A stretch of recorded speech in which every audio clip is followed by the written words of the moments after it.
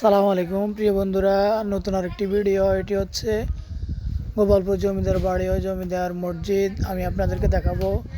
তো চলেন আমাদের নতুন আরেকটি ভিডিওতে। হ্যাঁ, আমরা বাইক নিয়ে যাচ্ছি আর পরিবেশটা অনেক সুন্দর। দেখতে দেখতে আমরা চলে এলাম গোপালপুর বাজারের কাছাকাছি। এই যে গোপালপুর ইউনিয়ন অফিস।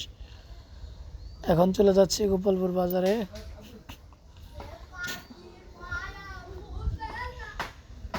হ্যাঁ, এই যে দেখতে পাচ্ছেন গোপালপুর বাজার। আমরা একটু আসলে ভিডিওটি যেন বড় না হয়, এই জন্য দ্রুত স্পিড বাড়িয়ে দিয়েছি। এই গোপাল বাজার পার হয়ে আমরা চলে যাব আমাদের সেই কাঙ্ক্ষিত সেই অপেক্ষার পর জমিদার বাড়ি। তো আমরা আস্তে আস্তে বাইক নিয়ে চলে যাচ্ছি জমিদার বাড়ির দিকে।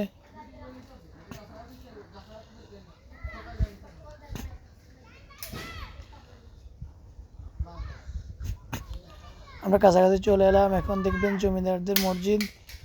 তো আমরা সর্বপ্রথম আপনাদেরকে আগে মসজিদের চারপাশ ঘুরে দেখানোর চেষ্টা করব। যেহেতু আমরা এমন সময় গিয়েছি বিকেলবেলা, তখন মসজিদটি বন্ধ ছিল। তা আমরা বাইরের অংশ দেখাবো আপনাদেরকে ভিডিওর মধ্যে।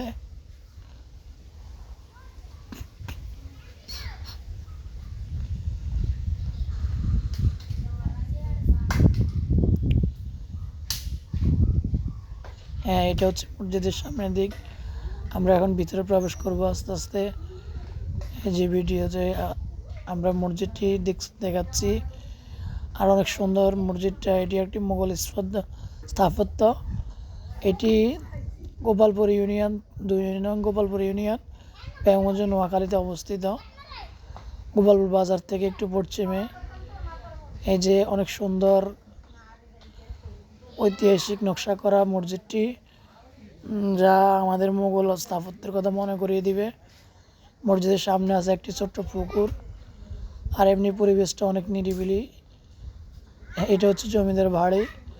তো জমিদার বাড়ির চারিদিক থেকে আপনাদেরকে ভিউ করে ঘুরিয়ে দেখানো হচ্ছে।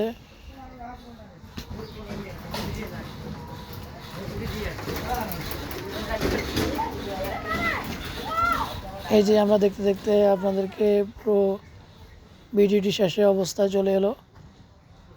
আর এখানে কি বলবো, পুরাতন বাড়িটি মেরামত করা হচ্ছে আরেকটি।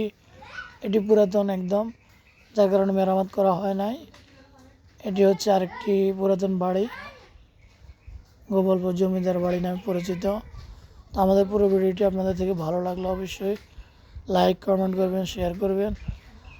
আর চেষ্টা করব এভাবে আমরা নতুন নতুন ভালো কিছু ভিডিও আপনাদেরকে উপহার দেওয়ার জন্য। যে যেখান থেকে ভিডিও দেখছেন অবশ্যই ভালো থাকবেন। সবার জন্য